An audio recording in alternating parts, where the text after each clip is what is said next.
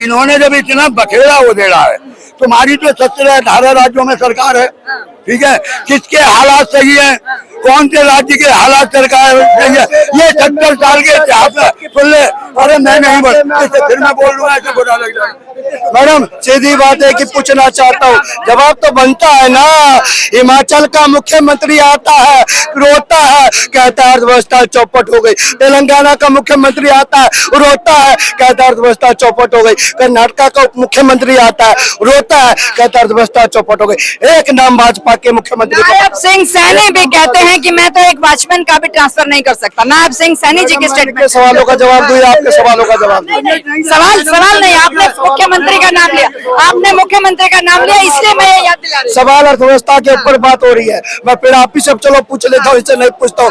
एक मुख्यमंत्री का नाम बता दो जो आया हो, प्रेस कॉन्फ्रेंस की हो या विधानसभा गया हो, वहाँ ऑन द टेबल बोला हो कि हमारी अर्थव्यवस्था तो चौपट है जी। अरे हमारा मोदी तो वो है जो 11वें नंबर से 4थे नंबर की अर्थव्यवस्था तक पहुंचा देता है। और उत्तर प्रदेश की बीमारू अर्थव्यवस्था को, बीमारू राज्य को कहां से कहां पहुंचा देता है। हमारे नीतीश चाचा लालू के राज में बिल्कुल बीमारू अर्थव्यवस्था थे, कहां से कहां पहुंचाने का काम किया। अरे कर्नाटक की सरकार में भाजपा ने कर्नाटक को कहां पहुंचाया था, कांग्रेस ने कहां पहुंचा दिया। हिमाचल में भाजपा ने कहां पहुंचाया था, कांग्रेस ने कहां पहुंचा दिया। मैडम फिर मैं पूछना चाहता हूँ कांग्रेसियों से, आप मोदी सरकार के ऊपर उंगली उठाते हैं, आप अपने 3 राज्य ही देख लीजिए, सच्चाई उसी में पता चल जाएगी। चाहे रोजगार की बात हो, मैं फिर कहना चाहता हूँ 3 राज्य में रोजगार की बात हो, शिक्षा की बात हो, सुरक्षा की बात हो, स्वास्थ्य की बात हो, महंगाई की बात हो, अर्थव्यवस्था की बात हो, वहाँ पर विकास की बात हो, मैं किसी भी मुद्दे पर इनसे बहस करने। आज मैं इनसे पूछना चाहता हूँ, 70 साल, ये 70 बोलते हैं, 53 साल कांग्रेस ने राज्य किया। आज मुझे ये और आपके चैनल पे कह रहा हूँ, कोई ऐसा बताओ, किसी ऐसा बताओ जिसके राज्य में किसी चीफ जस्टिस के ऊपर जूता फेंका गया हो, है ना। कोई ऐसा बताओ जिसने आत्महत्या की। खेमू के साथ कुणाल खेमू आपके साथ गलत हुआ, वो लड़े थे, उन्होंने आत्महत्या नहीं की। अरे सुन ले यार, यही तो इसमें जूता मारा गया, पी चिदम्बरम को जूता मारा गया, कांग्रेस के नेताओं को जूता मारा गया। कांग्रेस के 2014 से पहले उठा कर देख लीजिए, एक ऐसा नेता बता दो जिसको जूता ना पड़ा। मोदी पे जूता पड़ा, बनारस में जूता पड़ा, वो तो गाड़ी में अंदर थे, गाड़ी से बाहर होते तो जूता ऊपर ही बढ़ता। तो भाई साहब ये जूताबाजी, अगर आपको देश रेखा गुप्ता पे तो कान पे पड़ा और दो बड़े आम आदमी पार्टी का नेता, अरे नेताओं को भेजोगे, उनको ट्रेंड करके भेजोगे कि जाओ मुख्यमंत्री के विकास को रोक दो, मुख्यमंत्री को डरा दो।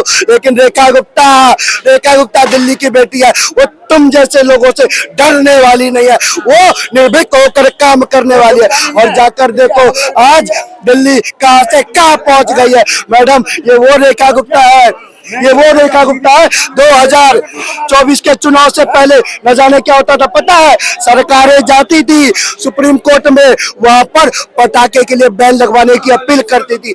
रेखा गुप्ता जी की सरकार है, कोर्ट जाती है, दरवाजा खटखटाती है और कहती है दिल्ली में पटाखे चलेंगे और डंके की चोट पर चलेंगे।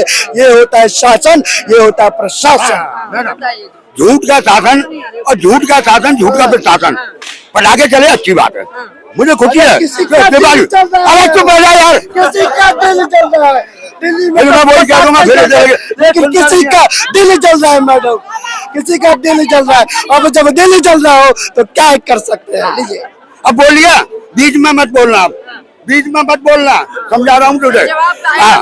नहीं तो अपने नंबर पे बोलो ना मैडम, बीच में घुसने क्या जरूरत।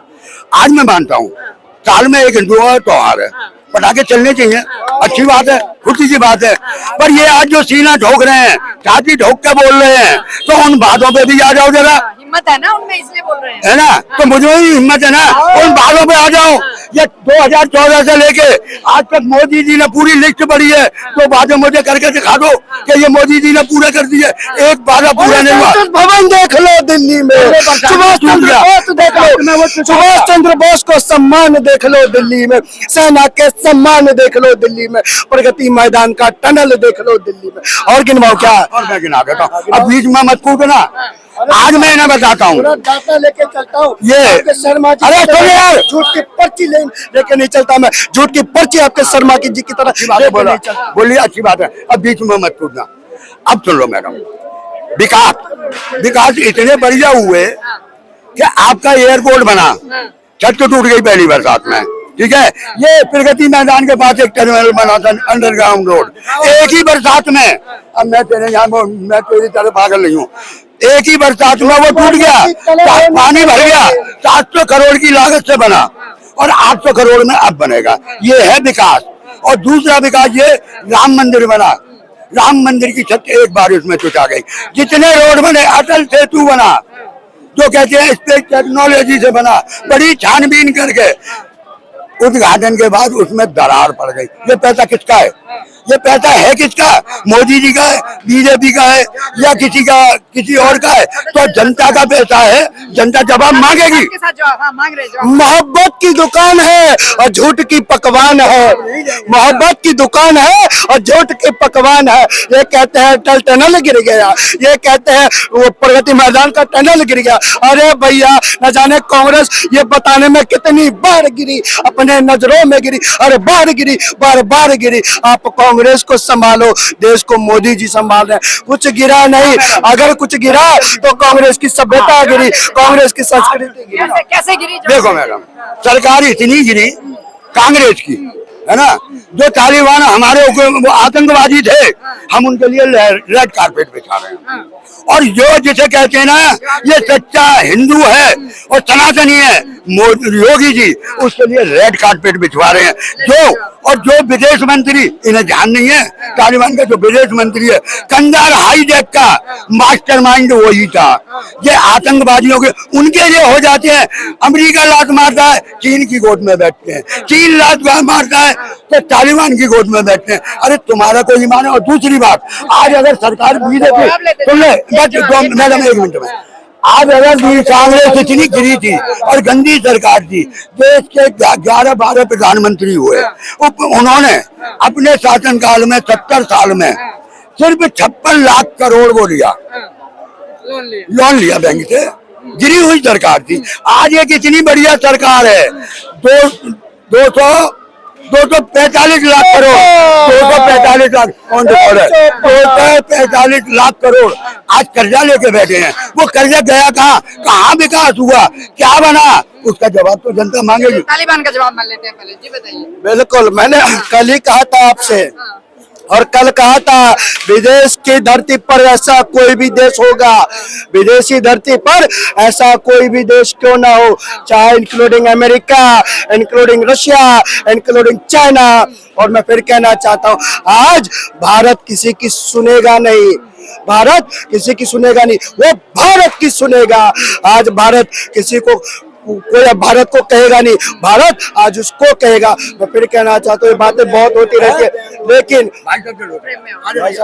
मैं फिर कहना चाहता हूँ, अभी चचा ने कहा, चचा मत कहना मुझे, बच्चा ने कहा, अपनी बात करो। अभी बच्चा ने कहा, ये आपने तो कहा, चचा ने, देखो सम्मान, हमारा तो काम है मैडम, हमारा तो काम है सम्मान करने का। लेकिन जिस तरह से सुप्रिया सिन्हा गाली देती है, जिस तरह से इनके कांग्रेस के प्रवक्ता गाली देते हैं, जिस तरह से न जाने तमाम प्रवक्ता गाली देते हैं, वही इनके है। लेकिन फिर हमारी सभ्यता इनके जैसी नहीं है। हम सभ्यता करते हैं, इनको संस्कृति और सभ्यता का मतलब भी नहीं पता। और इसके बाद आज इन्होंने कहा कांग्रेस की